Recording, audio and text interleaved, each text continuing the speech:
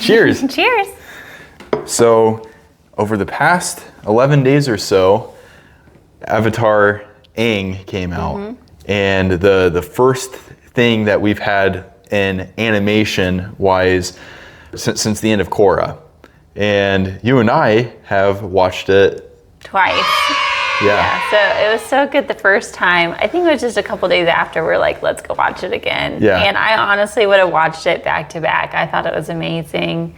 It exceeded all of my expectations. I left so happy that I thought it was a necessary movie and not just shoehorned in, or it wasn't like a cash grab. It felt way more like a passion project, like The Last Airbender and The Legend of Korra, where today when you have so many companies like Disney with Star Wars trying to do a quick cash grab. Somehow Palpatine returned. This did not feel like that. It felt necessary, and it also felt like they spent the time that they needed to create it. Yes. Unlike, those cash grab movies, like you can tell that this has been a sort of passion project for a long time. You have the storyline works great with what the series is and Korra is, and the music too is from the same person who did both. Yeah, so Jeremy Zuckerman composed all of the Last Airbender, The Legend of Korra, and then this movie. I love that it wasn't just a copy paste. It had its own unique themes. Yes. But still integrated so well with the other pieces. It was very moving. Honestly, it's one of the best soundtracks to a movie that I've ever heard. And that's not an exaggeration. I've been listening to it nonstop. It's by far the best soundtrack that's come out in recent years. Yeah, I agree with that. And visually, it's stunning. Yeah, I loved seeing the characters all as adults. I think, when you're growing up on the series and then you see Korra, you're skipping so much of the timeline. You kind of like fill in the spaces of what they looked like, and they all looked awesome. As you can tell, we are huge Fire Nation ZUKO fans, so I was very impressed with the ZUKO character on how he looked and his humor and kind of who he was as a leader. And so I was just very pumped about all of that. Toph was like awesome. She was so cool. I loved every time when she was like, I'm still the best earthbender in the world. It was just so good to see all of them as adults, still working together, still trying to bring peace and unity to the whole world. Yeah, I thought all the characters felt like who they were in the show, but just more grown up, but not make it like cheesy. Yeah. I think it's so easy with the passage of time to kind of lose the sense of a character.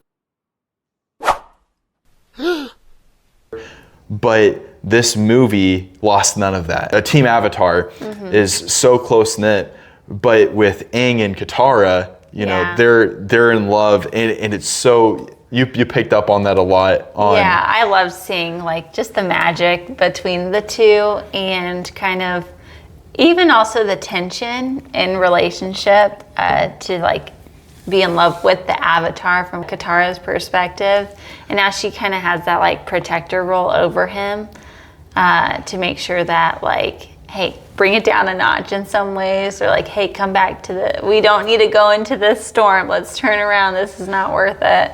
And so it was cool seeing like the love that they had for each other, but also like the tension too. Yeah, she makes the comment that he's spending a lot of time gathering these artifacts and taking it back to the Southern Air Temple. I mean, that's kind of what this movie is about. It's a continuation of The Last Airbender, that Aang carries the weight not only as the Avatar, but as the last living member of the Airbending Nation. And his way of reconnecting with that is just going to find old relics and taking them back to the temple. And she's like, hey, you're spending a lot of time there. I'm your wife. Here. We're trying to build Republic City and you're not here. So I love that this movie continued that weight that Aang has to carry, and then the weight it puts on Katara in turn. I think one of the movie's biggest downfalls is it tells more than it shows. And part of it is, you know, less than a 2-hour movie. It can only add to so much lore. But at the same time, that then takes away our ability to just get exposed to it naturally. Instead, there's quite a few exposition dumps. Like, you know, we're just supposed to accept that there's this new Avatar who's the most powerful airbending Avatar ever, Avatar Sonam. And, you know, we just kind of have to accept that. That's, you know, part of the canon now or whatever. Yeah. And so, Avatar Sonam, everybody. Yeah. But let's talk about him going back to their temples. It opens up kind of with that scene where he's bringing a relic, and it's Avatar Sonam's statue. He sees through like a glass mirror thing that there's people coming after him, and we learn that they are the Denied. So the Denied are after Avatar Sonam's staff, and what you find is that they've somehow, we don't know who made this map, maybe Sonam, and that it's but like still legible. Yeah. After 5,000 years or so. It was very unclear to me how they got the map. I had to rewatch, the second time I rewatched it, I then saw that once the relic was like broken, then the map was there. But I was like, where did this map come from? Yeah. I think they could have made it like more obvious in some ways, because that was confusing to me. That was part of the thing that we just had to accept was, oh, there's a map in here. And by the way, there's this staff that can grant airbending. And there's this Avatar who we've never heard of that closed herself off from the spirit world. It was very reminiscent of Doctor Who with the War Doctor, of this, you know, awesome guy who was a huge part in the Time Lord War or whatever, that he just pops up one day and you're just supposed to accept like, oh, that. hello. It's like, okay, that kind of was just, you know, hammered in there, but I'll take that over not having a movie to begin with. This movie is so worth it. I don't want to take away how good it is. So the Nide go and attack Aang, and that's a big deal because he's the Avatar. And these people are insanely skilled, and I like the continuation from, you know, you had the most prominent non-bender in Sokka, and Sokka's sword master in the Last Airbender. Then in Legend of Korra, you had like that first season was all about like the non-bender revolution. This very much felt like a progression of that story. And they're still very powerful. They're almost like Jet's crew, you know. They had the bow and arrows and a lot of really good skill, and they kept Aang on his toes. It was kind of surprising. They did, yeah. And I mean, he was trying not to harm them too, which I think was great because that's just his character. Yes, you're right. I love that they opened with that, where he's like, "Hey, I don't want to hurt you. Like, let's just talk." And I love that the Avatar is still like the mediator. He goes into the Avatar state a lot in this, and he doesn't overuse it, but at the same time, he uses it often enough that it's like, it just shows that he's mastered it. Yeah. He's mastered the ability to control it and, you know, hone that power back a little bit to keep everybody safe. Okay, so let's talk about the mountain scene. Aang thinks that Sonam's staff is in this, or Sonam's staff is in this mountain, but he finds Taga, which is an airbender, an ancient airbender that's basically frozen in ice like he was. And one of my favorite scenes is when they're like both like falling in the air, and like Taga wakes up and he just like grabs Aang and just like gets them out to safety, and he like saved the Avatar, you know. So he has immense power, and it was kind of frightening towards the end when kind of he became that villain. Yeah, it was. I love that scene because the mountain was falling on them, and Aang was going in the Avatar state trying to keep them alive, and Taga, just using airbending, was able to temporarily hold up the mountain as a last-ditch effort to keep them alive until Team Avatar came in with Appa and swooped them up, which is all like, this guy's so cool. Yeah. Until he's not. That's one of the cool things about this movie is it shows just the insane power of the airbenders. We've never seen airbending on this level. And what they can do together. Yeah, it's very much a coordinated team effort. But Taga was doing these things like almost like the combustion bending for firebenders, but with air. The other time we kind of see this is Zahir in season 3 of Korra, but Taga just seems to be on another level. Yeah, and it's like a super bender. Yeah, he absolutely. Team Avatar swoops in, saves them from the mountain, and they're like, okay, who is this guy? So Taga sees Toph, and he's like, there's an earthbender. Yeah. And back 5,000 years ago, the earthbenders were creating a earthbending revolution where they split off from the other nations. And they killed so many airbenders. And it was cool to see that that was his enemy when he was alive. But we've always known that it was the Fire Nation. So as a viewer, it's really interesting that he's sees an earthbender and he's wanting to kill Toph. That's one of the things I love about the Avatar lore in general, is there's never one single nation that's the enemy. Okay, so I love after that scene when they kind of go out of the tent and Aang's overwhelmed kind of with emotion that this staff can create airbending for people. And one thing that I love is, of course, I'm partial to Zuko, so he walks out and he says something to the effect of this is going to help right the wrong that my nation did. And I think that was cool as well, kind of as a justice thing too for Aang, but also a healing moment for Zuko, to have that on your conscience that your family's caused all of this death and havoc, and then to have that moment where this is the next best thing.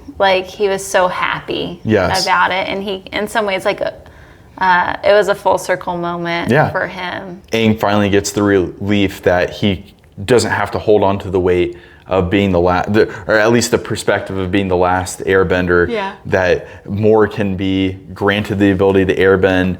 And then, you're right, Zuko's we can finally atone for the sins of my family. Yeah. And there's a lot of beautiful moments in this movie. Yeah. Taga is okay, there's only one place that the staff could be, and it's on the other end of the world, right in the middle of the eternal storm or whatever. Let's take the bison. Yeah. You're a water child, you can't come. Yeah. He's like, what? I love Katara's quips in here. They're basically having this big chase with the Denied to go get the staff. There's a really cool storm scene where they're going through the eternal storm. The Aang and Taga are doing this awesome airbending that basically counters the airflow of tornadoes and just cancels it out. Yeah. And so they're clearing a path for Team Avatar. Team Avatar is holding the ship, literally with their bare hands trying to keep it up. Yes. And I love the part where Sokka's where's Katara? And she's outside of the ship, and she's parting the water. That's really cool. Everybody, there's a reason why Team Avatar works so well. And one of the things that the movie shows is that they're all just masters of their element, literally. They had to earn that. They weren't just naturally gifted. All of that was hard work. And then here we get to, in this movie, we get to see that hard work, discipline, and training pay off. Yeah. Team Avatar. Team Avatar. So they reach the island, and it's the turtles, right? Yeah, they brought back the lion turtles, which are one of my favorite parts of the Avatar lore in general. Yeah. So they land, and they're let's repair the ship. And Taka's I'm going to go with Aang. And Katara's knows something's up. She's power grab. And so she asks him to stay, and Aang agrees that that's the best course of. And then Taga leaves, and she goes and hunts him down, and it creates this whole new Taga that we get to see. This Taga is he's a very one-track mind kind of guy, and it's bring the Air Nation back at any cost. And so even though he's literally fighting Aang's best friends, he sees that they're in the way of Aang reintroducing the culture back in. And so he basically kills them. Yeah, that was shocking. So then Taga goes back to Aang. Aang finally finds the staff, and he's like, doing this. Aang kind of has this same face in this movie a lot where he's like, oh, Yeah, you know? true. And so he's looking at the staff, having that moment, and Taga comes in and he takes it away from him, and like, it "What are you immediately doing?" turns red. You know, Yeah. it's like Taga's not a good guy. Yeah. And, It's like, come on, Aang. Why Yeah. are you just letting him touch the staff? right. Yeah. And Aang finds out really quick that Taga killed all of his friends.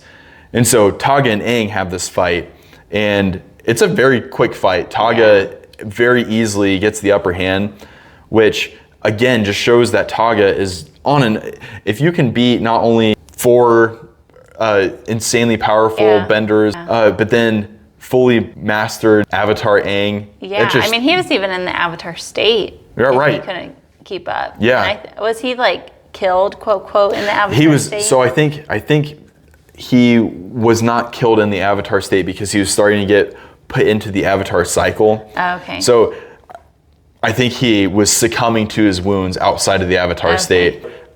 We get the really cool moment of Sonam. He finally connects with Sonam, and she's like, hey, Taga was my greatest disciple.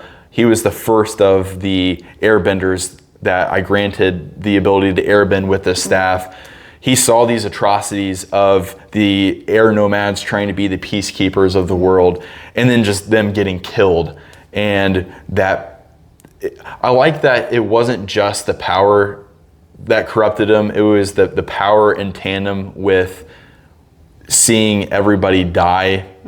I don't know. It's, like the sadness to it. yeah. Yeah. Yeah. It's like, I truly believe that Taga was probably a good guy. Yeah. He just was exposed to too much Yeah. atrocity. The reason why he's so powerful, not only is the staff granted him the ability to airbend, but he eventually at some point got a hold of the staff and channeled all the spirit energy, which the spirit realm in this movie is very prevalent. There's a few times where the spirit realm is kind of a MacGuffin. Should we talk about him getting revived? Yeah.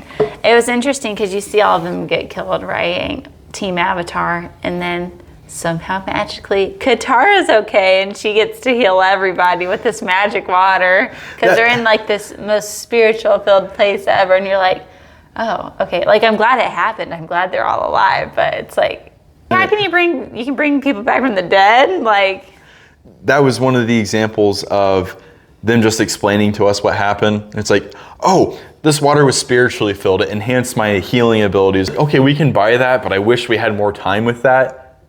And a little bit more of a showing of an explanation versus, I can do that. yeah, hey, what are we gonna do next? Right. Yeah. So they're talking about how they're gonna get out. The ship is destroyed thanks to Them going through the storm. and did Taga. not. Taga like just blows right. it up. Yeah. So they can't escape, and so they're coming up with ideas, and they're like, let's all just jump into the spirit realm. Aang goes into the spirit realm and calls the water spirit. Yeah. You know, And they like all hop in its mouth or something, Yeah. right? Yeah. And the water spirit essentially just transports them to the spirit realm, which gets really funky really fast. Yeah. It's very much the cactus juice kind Yeah. of feel Yeah. versus the face stealer from The Last Yes, Airbender. yes. I feel like The Last Airbender took the spirit realm very, very seriously. Korra still took it seriously, but added a few bits of silliness to it. This was It's just pure silliness. it was really goofy. Yeah. And that was a choice. Yeah. Whoever came up with that creative idea, like, kudos to them for being that creative, because I never would have imagined that sort of like creature being in the spirit realm and like basically lifting up, like putting all of the Team Avatar in its eyes and then shooting its head up to the temple and then like blasting them out of its eyes. Yeah, like, we see I this- don't know what they were on, the creators, but I think you can tell kind of what they were on. They had some pretty cool Avatar shrooms.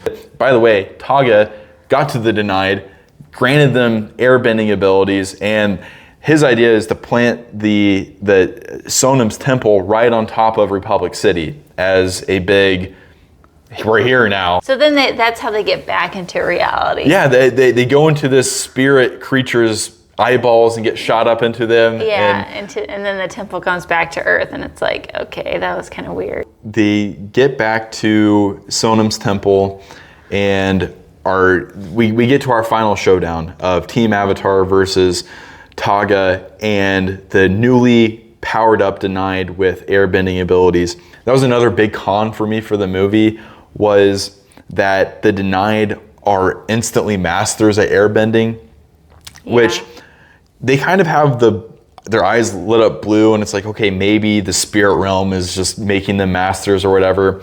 I just didn't buy it. You know, when in Legend of Korra, we have the, after she does that big spiritual convergence on the poles of the earth or whatever, granting random people the ability to airbend, those people don't instantly have, like Boomy. Boomy was not a master at all. They very much had to be brought back up in it. And I love that. Mm-hmm. Of course, you don't have the time to do that in a movie, so you have to kind of be like, oh, Spirit Realm, MacGuffin, they're masters. Yeah. I almost think that Taga was so powerful that it could have just been Team Avatar against Taga again, but just Team Avatar with prep time.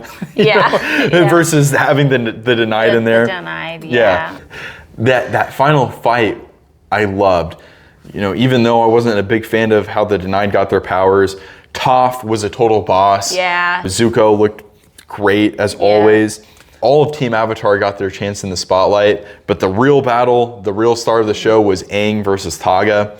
And so Taga basically goes into this Super Saiyan Brawly version of himself, where he gets the Sonam staff and recharges himself with that spirit energy, becoming this big purple Taga. Yeah. And Aang is fighting him. Again, the animation is just beautiful. It's so well done. You said it best. They didn't rush through it. No. They took their time with it. And it shows. So they have this huge epic battle. Eventually Aang gets the staff and slams it into the temple, and then he starts lighting up with spirit energy. Levitates, and then he's like this, and it's just so cool. I can't even describe it. We were watching it, we both were like, yeah! Yes! It's so much fun. It is. Aang has the ability to end Taga, much like he had the opportunity to end Ozai. But instead, he realizes that the staff is corrupting him in some ways, and because he just is obliterating Taga, and he is realizing, okay, I could keep this power and grant airbending and kind of be this version of himself that he doesn't like, or he can break this staff as a sacrifice of okay, there are going to be no airbenders this way. But it's more true to himself and his nature and his peacekeeping kind of values.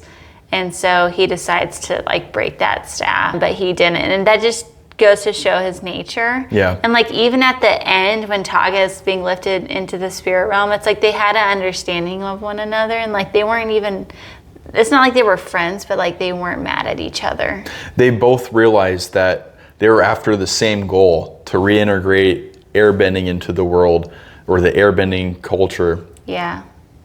They just had two different ways to do it. Yeah. And again, I think that's a beautiful thing of that in itself is not evil, but the path, the pursuit to good can get corrupted so easily. Yeah. And Taga took the corrupted path, Aang did not. Yeah. And that's such an Aang thing to do. Yeah. He kind of, in the ending of The Last Airbender, found the workaround to defeating Ozai. I'm not going to kill him, I'm going to take away his bending. Taga, he could have easily killed him with the staff. No, he broke it, and Taga disappeared. Yeah, and so that nobody else could have the staff ever. Yes. And so it's interesting that, the spirit realm gifted Sonam this staff, and Aang decided to destroy it. And so kind of like you said, the good and evil in your pursuit of a goal, and how that can change just with what your values are. Yeah, so we get the beautiful moment of Taga disappearing and him and Aang having an understanding. And then you're just left with Aang again. He's the last airbender. But he's like, hey, my culture is not in the physical ability to airbend. My culture is in the spreading of peace and wisdom.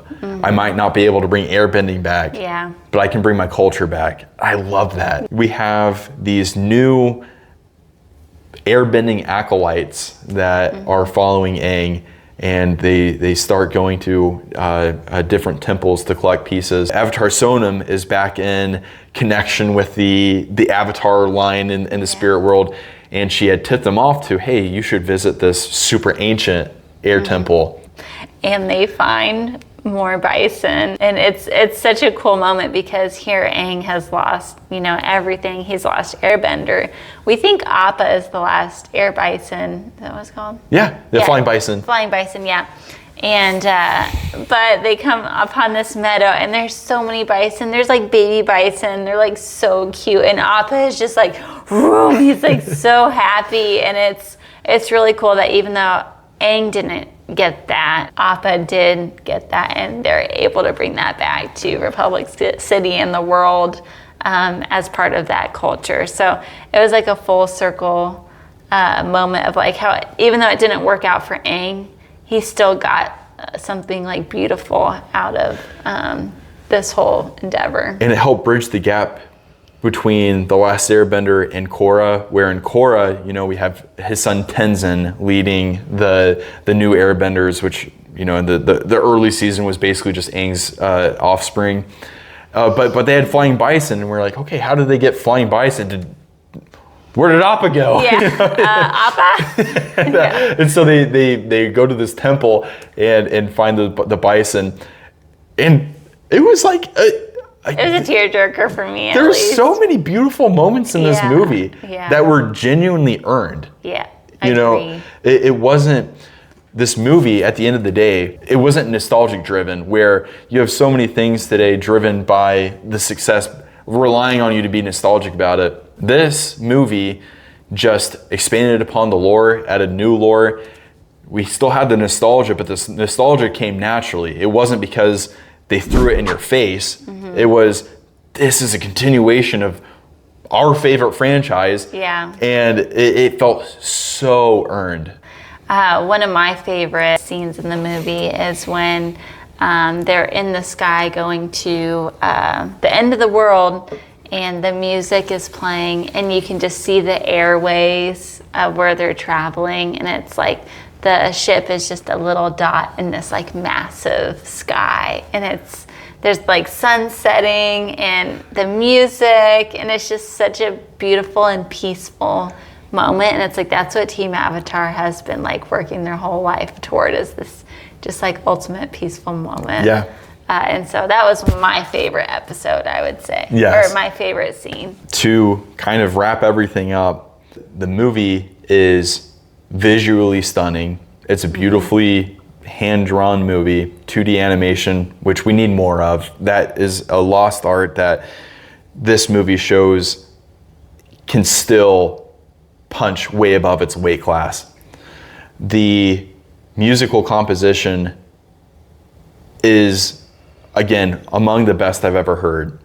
The natural growth of the characters from The Last Airbender to here felt perfect. And even though there was kind of a spiritual MacGuffin in, the staff and this mystery avatar, and then denied being able to be masters at airbending, those are real nitpicks.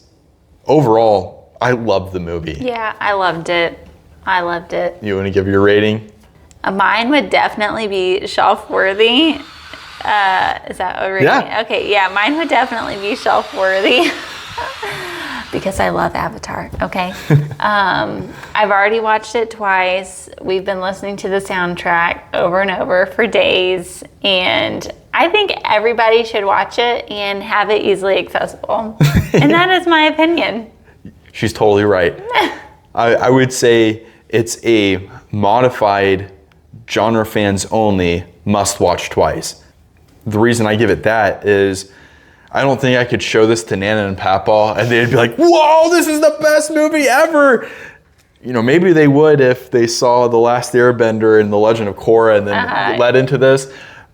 But for I don't someone think not invested, it's not gonna have any weight. Yes, so that's why I want to give it the modified, but it's a definite must-watch twice. If you're an Avatar fan like we are, absolutely put that bad boy on your shelf.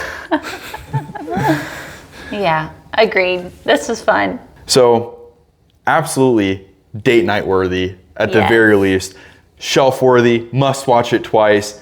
Go see it. Go see it. It should have been in theaters. It should have been in theaters. Not just New York and Los Angeles for 2 days. Yeah, we're mad about that. Come on, Paramount. Yeah, but definitely just subscribe to Paramount Plus if you don't have it for the 7-day trial. This is not sponsored. Not sponsored. Watch it for a couple times, and then you'll be glad for it. We're really hoping it comes out physically, and we're gonna get it physically, absolutely. Yeah, this is fun.